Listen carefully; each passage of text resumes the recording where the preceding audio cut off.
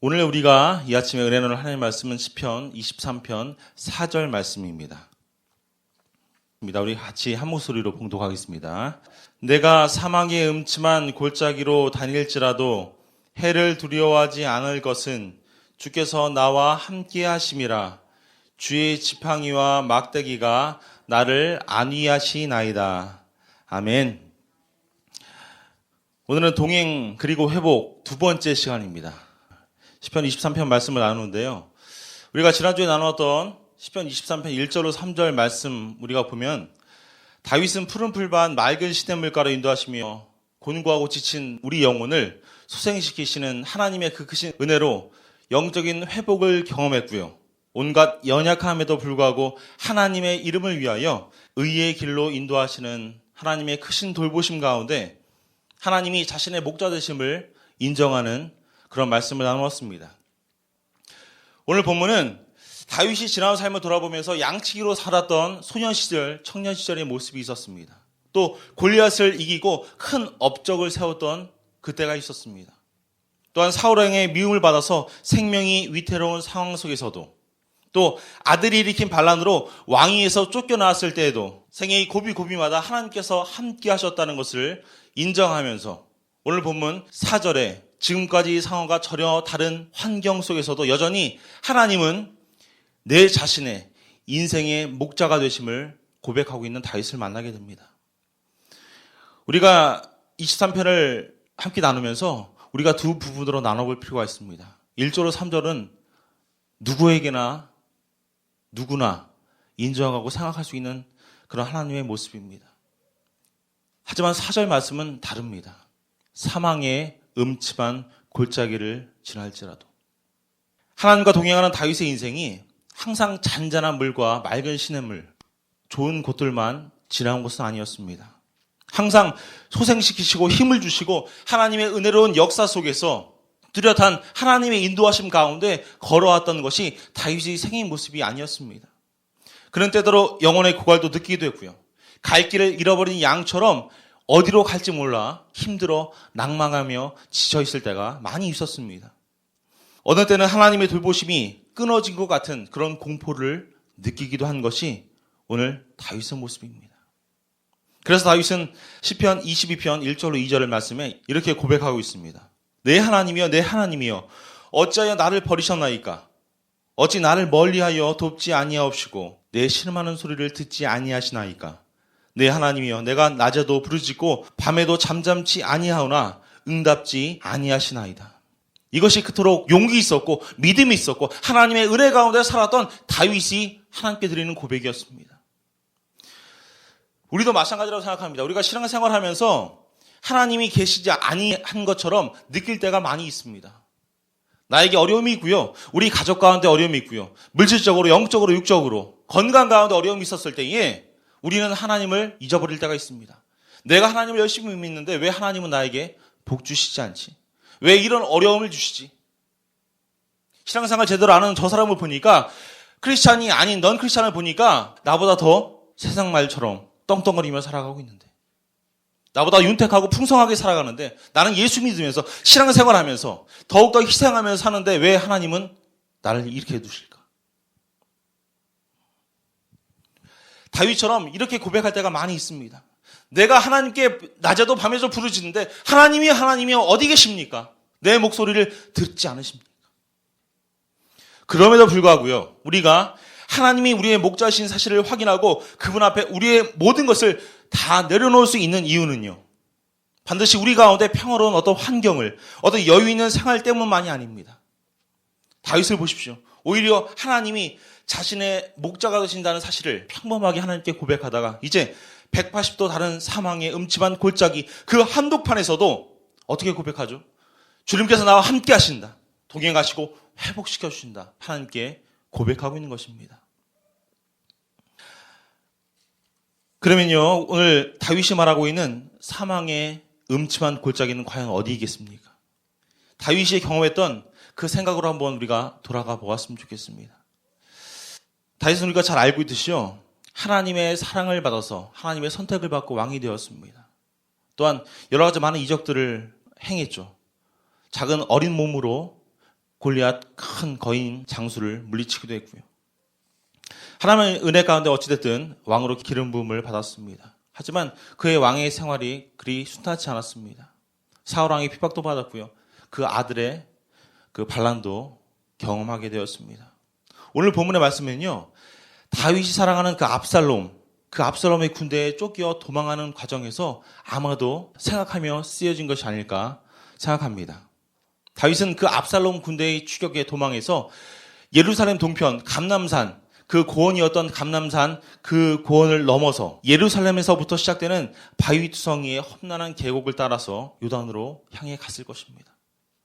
저녁이 되고 깊고 험난한 계곡에 이제 흑암이 내려졌을 거예요. 무시무시한 그림자가 드리워졌을 때 다윗은 그곳을 지나쳐야만 했습니다. 왜냐하면 살기 위해서 피해야 되기 때문이에요. 그리고 그곳에서 경험했던 그 무시무시한 소름끼치도록 무서운 긴 그림자, 음산한 그림자. 다윗은 마음으로 지난날에 겪은 어떤 시련과 고난을 생각하면서 그 고통들을, 그 경험들을 오늘 본문에 적어놓고 있는 거예요. 사망의 음침한 골짜기로 다닐지라도, 내가 죽음을 피해서 내가 살기 위해서 다니지만 어두운 그 골짜기 안에서 무인도에 홀로 남겨진 것 같은 그 고독감 가운데서 다윗은 오늘 이렇게 고백하고 있는 것입니다. 오늘 본문을 히브리어 원문을 보면 이렇게 기록하고 있습니다. 내가 깊은 어두움의 골짜기 속에서 걸어간다 할지라도 나는 재앙을 겁내지 아니할 것입니다. 왜냐하면 바로 당신이 나와 함께 하실 것이기 때문입니다. 당신의 막대기와 한 지팡이, 그것들이 나에게는 위로가 됩니다. 다윗은 인생의 평온한 시기에도 하나님이 나의 목자 되었음을 알 뿐만 아니라 폭풍과 같은 고난과 시련이 왔을 때, 고난의 골짜기를 지나감에 있어서도 동일하게 하나님께서 나의 목자가 되어주시고 나의 길을 인도하여 준다는 그 사실을 하나님 앞에 인격적으로 고백하고 있는 것입니다.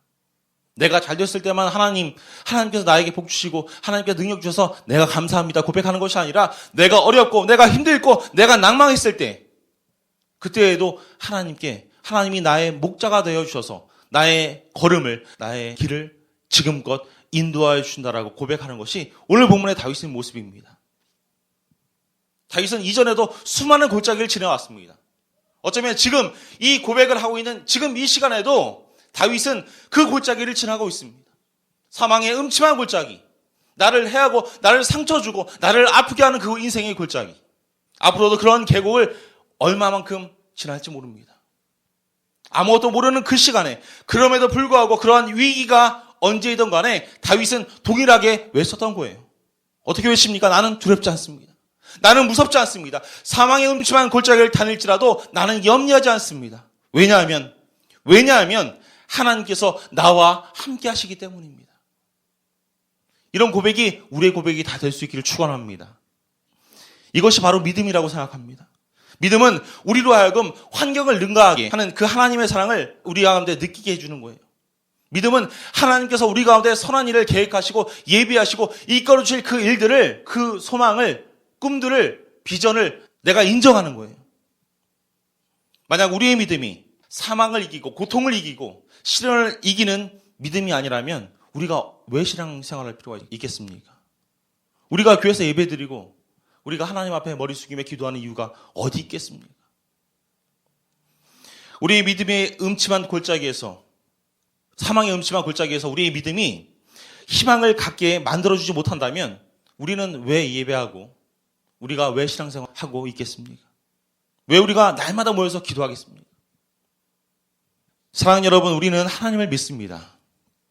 그리고 그분이 우리를 가장 사랑하셔서 우리의 인생을 아름다운 길로, 그분이 계획했던 선하고 온전한 길로 이끌어 주심을 우리는 믿고 있습니다. 다윗이 고백했던 그 마음과 같이 우리는 하나님을 우리의 인생의 선한 목자로 받아들이고 우리의 인생 자체를 하나님께 드리기로 약속했습니다. 저는 이것이 신앙생활이라고 생각합니다. 내가 가진 많은 것들이 있죠. 내가 가진 건강도 있고요. 내가 가진 어떤 지식도 있고요. 내가 가진 환경도 있고요. 우리 가정 가운데 있는 백그라운드도 있고요. 여러 가지 많은 것들이 있지만 우리가 신앙생활하는 그 모습은 우리가 가진 많은 것들, 내가 움켜잡고 있는 많은 것들을 하나님께 다 내려놓는 것입니다. 남은 것은 아무것도 없다라고 하나님께 인정하는 거예요. 남은 건 뭐밖에 없죠? 몸뚱아리밖에 없는 거예요. 육체밖에 없어요. 이 땅 가운데. 그러면서 마지막으로 고백하는 것이 이 육체도 하나님께서 쓰시고자 하는 선한 일에 사용해 주십시오.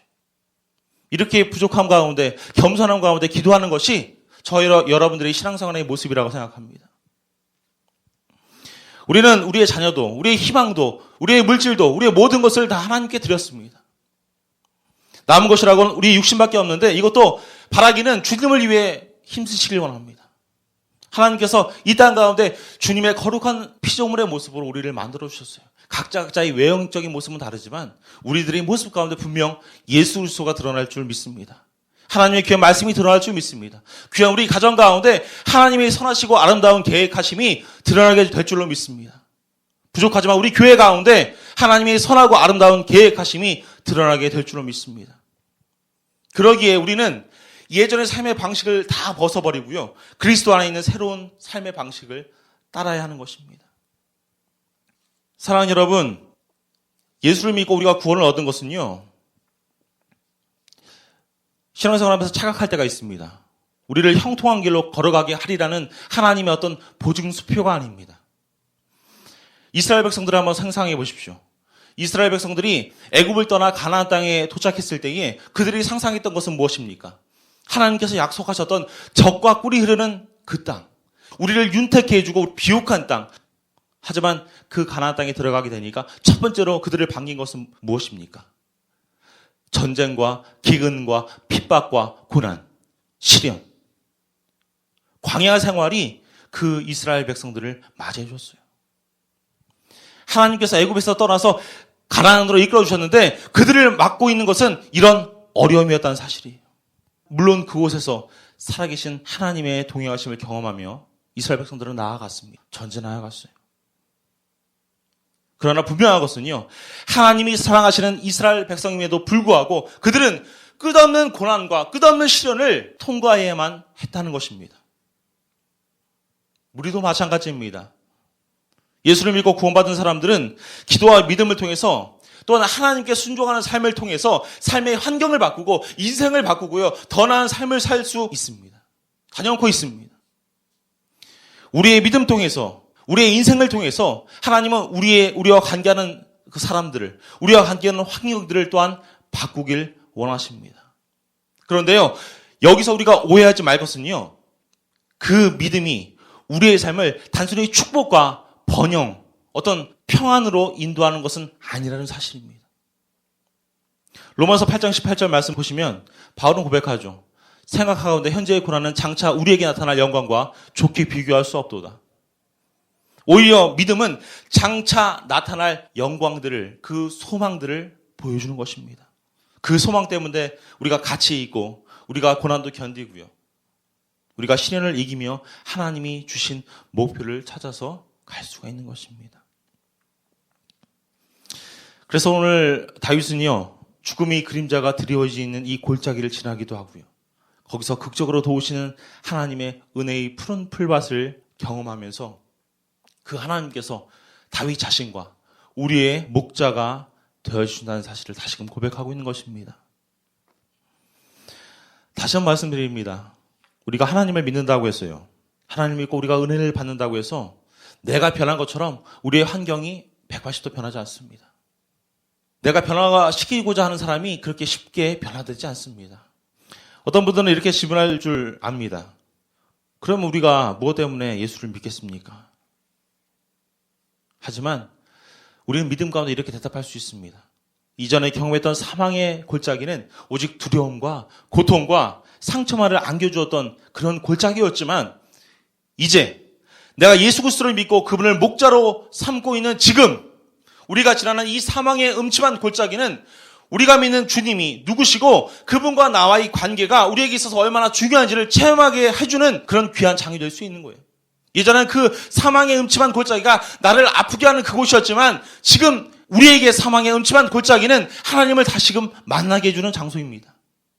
하나님을 의지하게 해주는 장소이고요. 하나님을 붙잡을 수 있는 장소가 바로 사망의 음침한 골짜기라는 거예요. 우리가 평안할 때는 하나님이 우리를 얼마나 사랑하시는지 우리는 알지 못합니다. 느끼지 못할 때가 많이 있습니다. 오히려 시련할 때에 하나님과 우리의 관계를 우리는 다시 한번 확인할 수 있습니다. 그 하나님과의 관계의 소중함과 우리를 어떻게 다루시는지 그 하나님의 모습을, 하나님의 역사를 우리는 배우게 될 수 있어요. 다시 한번 애굽을 떠난 그 이스라엘 백성의 모습을 생각해 보십시오. 낮에는 구름 기둥으로, 밤에는 불 기둥으로 그들을 인도하시고요. 만나와 생수로 저들을 먹으셨습니다. 이방 열왕들의 그 마음을 물같이 녹이신 하나님의 역사는 언제 나타났습니까? 이 모든 일이 이스라엘 백성들이 평안할 때 나타난 것이 아니라 이스라엘 백성들이 아픔과 정말 고통 가운데 하나님이 없다고 외칠 때에, 탄식할 때에 그 위기 가운데 나타나지 않았습니까? 하나님께서는요, 애굽을 떠난 이스라엘 백성들을 광야에서 철저하게 훈련시킴으로써 어떤 이방에 있었던 그런 더러운 문화, 그런 우상으로 가득 찬 그 가난에서 하나님의 백성으로 특별하게 돌출된다고 하죠. 특별하게, 특이하게 살기를 바라시고 하나님 그들을 훈련시켜 주셨습니다. 사랑하는 여러분, 우리 가운데 어떤 어려움이 있으십니까, 지금? 그 어려움이 있다면, 우리가 사망의 음침한 골짜기로 다니는 것 같은 그런 느낌이 있으시다면, 지금 우리가 그렇게 느끼고 있으시다면, 하나님이 우리를 더 특별하게, 특이하게 만들어 주시기 위해서 그 상황 가운데 놓으셨다라고 우리가 믿기를 소원합니다. 우리는 연약해서요, 상처받고요, 아플 수 있어요. 우리는 인간이어서 빨리 낭망할 수 있습니다. 하나님 열심히 믿는 것도 쉽지만 하나님을 버리는 건 더 쉬워요. 우리의 모습이 그렇다는 것입니다. 바라기는 오직 하나님과의 관계를 붙들고 그분을 의지하며 그 길을 지나는 사람들만이 이 땅에서 강하게 살아갈 수가 있습니다. 하나님은 우리를 강한 사람으로, 그 골짜기 가운데서 역사하시는 하나님, 선한 목자를 바라볼 수 있는 사람으로 만들기를 하나님은 원하시는 줄로 믿습니다.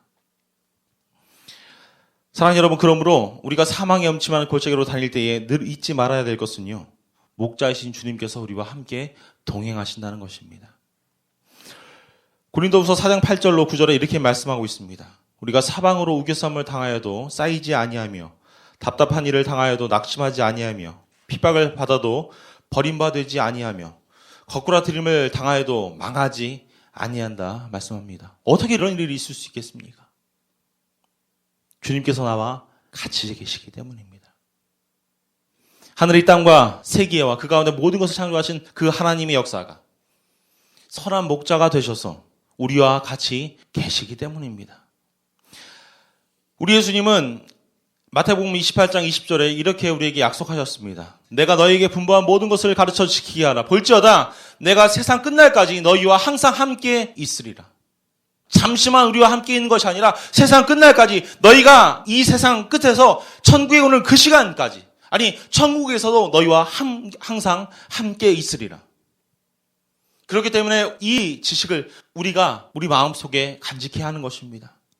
우리 눈에는 아무 증거 안 보이고 우리 귀에는 아무 소리가 안 들려도 우리 손에는 잡히는 것이 아무것도 없는 것 같다 할지라도 주님이 함께 하신다는 그 믿음을 가지고 우리가 해를 당하여도, 우리가 낙심하여도, 우리가 낭망하여도 두려워하지 말아야 하는 것입니다. 오늘 다윗은 사망의 음침한 골짜기에서 그 어려움 가운데서도 해를 두려워하지 말라고 말씀합니다. 그 다윗이 평안할 수 있었던 이유가 무엇입니까? 어떤 것입니까? 서핑이라는 게 있잖아요. 산타모니카나 어떤 해안가에 가보면 서핑하는 그런 청년들을 많이 봅니다. 그런데 그 서핑을 보면서 저는 생각합니다. 저 서핑하는 그 묘미가 무엇일까? 열심히 생각해 보았어요. 제가 한 번도 해보지 못해서 그 묘미를 확실히 알지 못하지만 저는 그거라고 생각합니다. 그거 같아요. 그 서핑하는 사람들이 실력이 되면 될수록 더 큰 파도가 있는 곳으로 서핑하러 나갑니다. 그들이 파도가 더 출렁이는 곳으로 가는 이유는 더 큰 파도를 이겨내며 더 큰 파도를 타기 위해서 서핑을 하는 것 아니겠습니까? 우리 인생도 여러 가지 상황이 우리의 믿음을 시험하고 우리 인생을 시험하는 출렁이는 파도와 같이 큰 집착하는 파도가 우리를 덮치려고 합니다. 우리에게 해를 가하려고 하고요. 우리에게 어려움을 줍니다. 오늘 보면 말씀처럼 무엇이 위기 가운데 이런 집채만한 파도 가운데 있는 그 다윗으로 하여금 이 출렁이는 인생의 파도를 무서워하지 않고 그 파도를 타고 넘을 수 있는 힘이 되었습니까? 그것은 오직 믿음이었습니다. 하나님께서 자기와 함께 하신다는 믿음이에요. 하나님께서 나와 함께 하시니까 나는 내 능은 없지만, 내 힘은 없지만, 내 어떤 서핑 실력은 없지만 내가 하나님의 그 곳에 온전히 자리 잡고 있을 때에 하나님은 나를 그 집채만한 파도를 넘겨준다는 사실이에요. 이런 사람들에게 담대함이 있습니다. 바라게 우리 모두가 이런 담대한 하나님의 자녀들 다 될 수 있기를 부탁을 드립니다. 우리 인생은 더 이상 우리의 것이 아니고요, 하나님의 것입니다. 우리의 삶의 목적 자체가 하나님을 위한 것으로 우리가 거듭났는데 우리가 무엇이 두렵겠습니까? 우리를 두렵게 하고 어렵게 하는 것이 무엇이 있으십니까? 하나님은요, 가장 하나님이 싫어하시는 것이 하나님보다 더 내 자신을 사랑하고요, 하나님이 구원을 주셨을 그때보다, 그 목표보다 내 자신이 추구했던 그 목표에 더 집착하는 것을 하나님은 싫어하십니다. 우리가 가진 그 집착과 열망이 불안하게 하고요, 우리의 삶을 어렵게 하고요, 하나님과의 관계를 멀어지게 하는 것입니다. 전능하신 하나님께 마음의 무릎을 꿇기를 원합니다. 다 내려놓으셨으면 좋겠어요. 겸손하게 하나님 앞에 우리가 무릎 꿇을 때에 우리에게 진정한 자유를 하나님께서 허락해 주실 줄로 믿습니다. 잠언 3장 5절로 6절 말씀 보면, 너는 마음을 다하여 여호와를 의뢰하고 내 명철을 의지하지 말라. 너는 범사의 그를 인정하라. 그리하면 내 길을 인도하시리라. 하나님께서 분명히 우리 가운데 약속하여 주시는 것입니다. 그래서 오늘 다윗은 그런 믿음 가운데 고백하죠. 그 양을 지키던 선한 목자가 들고 있던 주의 지팡이와 막대기. 1949년 어느 날 한 여행가가 거대한 히말라야에서 한 봉우리들이 그림자가 드리워진 심나라는 지방을 여행하고 있었습니다. 그는 그때 깎아지른 듯이 가파른 산비탈 위에 난 좁은 승마기를 가고 있었습니다. 그런데 그는 아주 높은 절벽을 따라 나 있는 이 좁은 길을 따라 한 목자가 양떼를 거느리고 오고 있는 것을 보았습니다. 그 목자는 가끔씩 서서 뒤를 돌아다 보았습니다. 그리고는 양 한 마리가 너무 뒤에 처져 있거나 그 위험한 절벽에 너무 가까이 다가가 있으면 곧바로 뒤로 돌아가서 그 양을 조심스럽게 제자리로 데리고 왔습니다. 그 목자는 자기 키만큼이나 길다란 막대기를 가지고 있었는데 아래 절반 부분은 쇠퇴가 둘러져 있었고 맨 윗 부분은 갈고리처럼 구부러져 있었습니다. 막대기 윗부분이 갈고리 모양으로 휘어져 있는 것은 그것으로 양의 뒷다리를 걸쳐 위험한 곳으로부터 끌어내리기 위함이었고, 막대기 아랫부분에 두꺼운 쇠퇴를 두른 것은 양을 잡아먹으려고 덤비는 하이에나나 늑대 또는 여러 가지 사나운 짐승들을 내리치는 몽둥이로 사용하고자 함이었습니다. 특히 어두운 저녁이 되면 이 사나운 짐승들은 양들을 잡아먹으려고 더욱 기승을 부린다고 합니다. 그럴 때에 이 목자는 쇠퇴가 둘러진 부분들로 양들을 공격해오는 사나운 짐승들을 보기 좋게 내려치는 것입니다. 리더스 다이제스트에 실렸던 기사입니다. 저는요, 이런 양의 모습이 지금을 살아가는 저와 여러분들의 모습이 아닐까 생각합니다. 오늘 우리는 지금 양인 우리의 모습을 다시금 돌이켜볼 필요가 있습니다. 우리의 문제가 뭐예요? 사망의 음침한 골짜기 가운데서 우리가 그릇된 길로 갈 수 있다는 것입니다. 선하신 하나님의 바른 인도하심과 돌보심을 믿고 따르지 못할 때가 많이 있습니다. 하나님께서는 우리 가운데 딱 보여주지 않으세요. 딱 들려주시지 않으세요. 딱 만질 것으로 우리 손 가운데 할아버지 할머니들이 우리 손주들에게 선물을 주는 것처럼 그냥 손에 쥐어주시지 않습니다.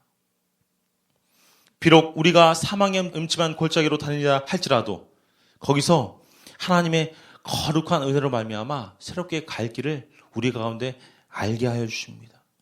하나님의 은혜를 경험케 해주세요. 그 산비탈 위에 있는 그 승마길, 그 가파른 그 절벽길을 넘어서면요, 그 양떼들은 그 선한 목자가 이끄는 푸른 초장 맑은 시냇물가로 가게 되는 것입니다. 우리를 이끄신 하나님은 말씀으로서 우리를 인도하십니다. 어떨 때는 우리 주님은 요셉에게 주셨던 어떤 꿈을 통해서, 어떨 때는 우리가 사랑하는 남편과 아내, 사랑하는 자녀들을 통해서, 어떨 때는 우리의 환경을 통해서, 어떨 때는 우리의 마음에 소원을 주심으로 우리의 갈 길을 하나님께서는 가르쳐 주십니다. 빌립보서 2장 13절 말씀에 보면 너희 안에서 행하시는 이는 하나님이시니 자기의 깊으신 뜻을 위하여 너희로 소원을 두고 행하시게 하시나니 말씀하시죠. 그러나 하나님께서 우리를 인도하시는 가장 일반적인 방법은 말씀 가운데 함께 해주신다는 사실이에요. 말씀 가운데 지혜를 통해서 우리의 길을 인도해 주신다는 사실입니다. 그러므로 우리는 기억해야 합니다. 우리가 비록 사망의 음침한 골짜기를 다닌다 할지라도 하나님께서는 우리에 대한 끝없는 사랑 가운데, 끝없는 은혜 가운데 우리에게 말씀하시고요. 그 말씀을 통해서 우리는 하나님의 인도하심을 받기를 원하신다는 사실이에요. 올 한 해를 시작하시면서 우리는 2014년도의 마지막을 볼 수 없습니다. 우리는 예상할 수도 없습니다. 어쩌면 깜깜한 안개 속 같을 거예요. 2014년도 가운데 우리에게 어떤 것을 하나님께서 보여주실지 우리는 모릅니다. 어쩌면요, 애굽을 떠난 그 이스라엘 백성들이 경험했던 그 광야를 다시 한번 경험할 수도 있어요. 다윗이 경험했던 사망의 음침한 골짜기, 흑암의 그 골짜기를 경험할 수도 있습니다. 하지만 다윗이 시편 119편 105절 말씀에 고백했던 이 고백이 우리의 고백이 되길 원합니다. 주의 말씀은 내 발의 등이요 내 길의 빛이니이다. 그 말씀 때문에 내가 갈 길을 알고요. 그 빛 때문에 내 앞길을 한 걸음 한 걸음 전진할 수 있는 우리 사랑하는 가족들 다 될 수 있기를 부탁을 드립니다. 사랑하는 여러분, 목자 되신 주님은 우리와 늘 동행하십니다. 우리의 상처를 어루만지시고요. 우리가 말하지 않아도 다 아십니다. 우리의 필요를 다 아십니다. 그러므로 우리가 할 일은 주님께서 나와 함께 하심을 믿는 것입니다. 겸손함 가운데 인정하는 것입니다. 우리가 인생의 여정길을 지나면서 우리가 나를 먼저 찾는 것이 아니라, 사람을 먼저 찾는 것이 아니라, 내가 동원할 수 있는 어떤 힘을 찾는 것이 아니라 하나님을 찾는 연습이 되어져야 할 줄로 믿습니다. 말씀 마무리 지려고 합니다. 사랑하는 여러분, 우리는 크고 작은 사망의 음침한 골짜기를 이 땅 살아가는 동안 안 당할 수 없습니다. 안 겪을 수 없습니다. 그러나 우리가 알아야 될 것은요, 이 사망의 음침한 골짜기에 우리가 홀로 있는 것이 아니라 우리 목자도 우리와 함께 하신다는 사실이에요. 그래서 그 목자를 주님으로 믿고 우리가 섬기면 시편 91편의 말씀처럼 하나님이 가라사대 저가 나를 사랑한즉 내가 저를 건지리라. 저가 내 이름을 안즉 내가 저를 높이리라. 저가 내게 간구하리니 내가 응답하리라. 저희 환난 때에 내가 저와 함께하여 저를 건지고 영화롭게 하리라. 내가 장수함으로 저를 만족해 하며 나의 구원으로 보이리라 하시도다. 우리에게 약속하여 주셨습니다. 그렇기 때문에 사망은 음침한 골짜기로 다닐지라도 내가 해를 두려워하지 않을 것은 주께서 나와 함께 하심이라. 주의 지팡이와 막대기가 나를 안위하시나이다. 예수님께서는 어제나 오늘이나 우리의 인생 전체 영원토록 동일하게 함께하여 주신 줄로 믿습니다. 오늘 우리에게 하나님은 다시금 말씀하십니다. 내가 내게 명한 것이 아니냐. 마음을 강하게 하고 담대하라. 두려워하지 말며 놀라지 말라. 내가 어디로 가든지 내 하나님 여호와가 너와 함께 하느니라 하시니라. 기도하겠습니다.